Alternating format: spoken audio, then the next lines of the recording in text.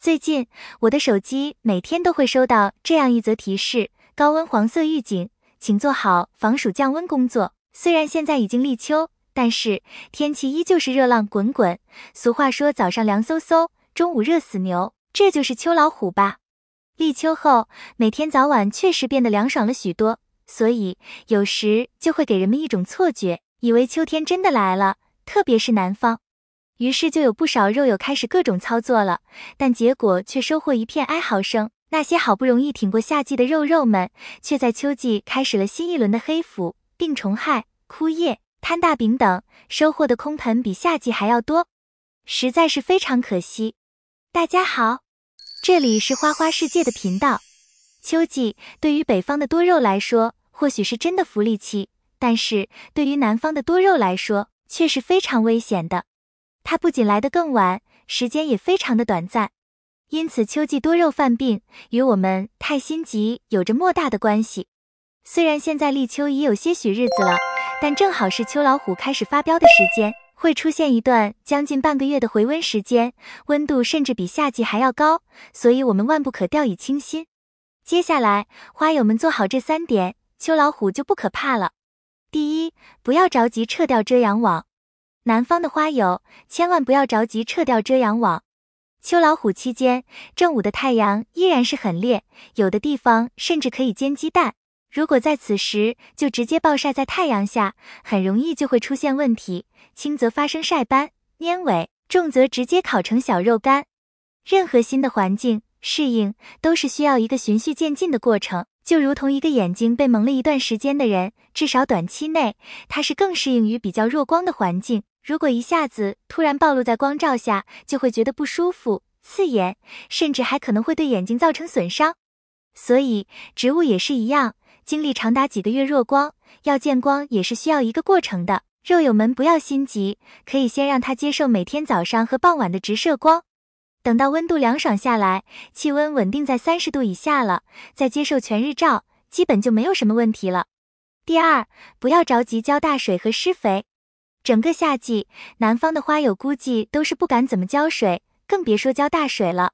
好不容易盼到了立秋，就有花友想，终于可以让肉喝饱了，然后直接一条水下去，结果不是黑腐就是化水掉叶片。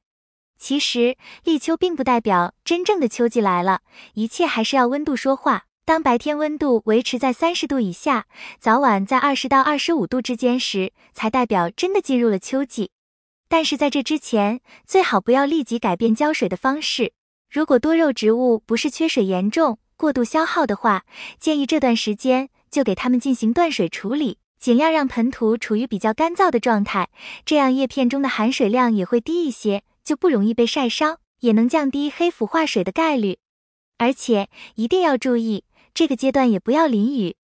如果真的要浇水的话，也要提前看一下天气，挑个温度比较低的天气去浇。浇水最安全的时候是傍晚，只用沿着盆边给一小圈水，让土壤有一点潮气就足够了。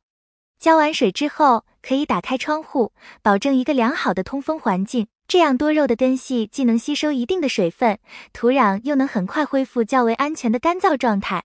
另外，立秋之后，虽然温度没有明显的降低，但是不少品种确实出现了明显的生长迹象。看到这种情况，有不少花友就开始考虑给它们施肥了。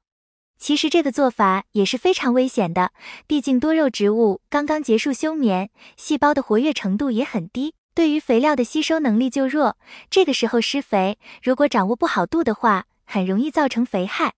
所谓好饭不怕晚，再等等，到9月份肉完全醒过来了，再开始喂它吃喝，才能真正的辅助它的生长。不然等到了秋季，如果肥给的多了，光照条件再不好的话，就会出现明显的土长，错过它们最美的季节。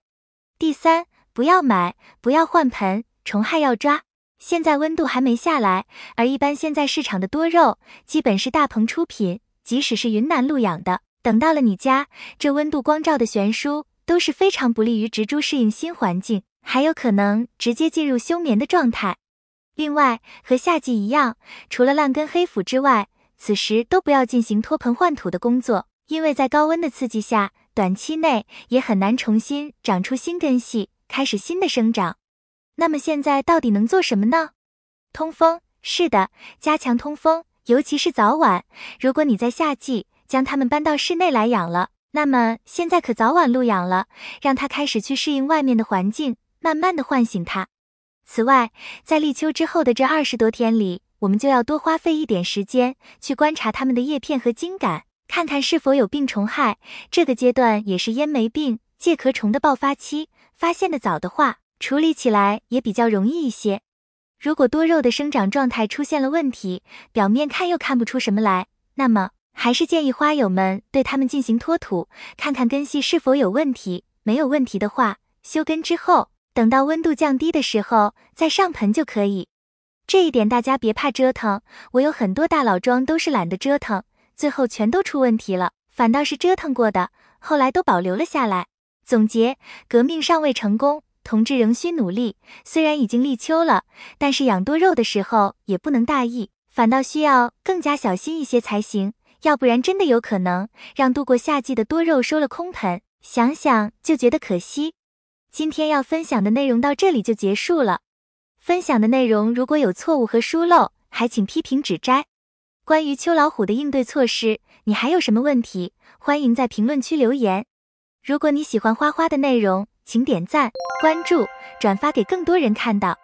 感谢你的观看，感谢粉丝一直以来的喜欢和支持。我们下期见。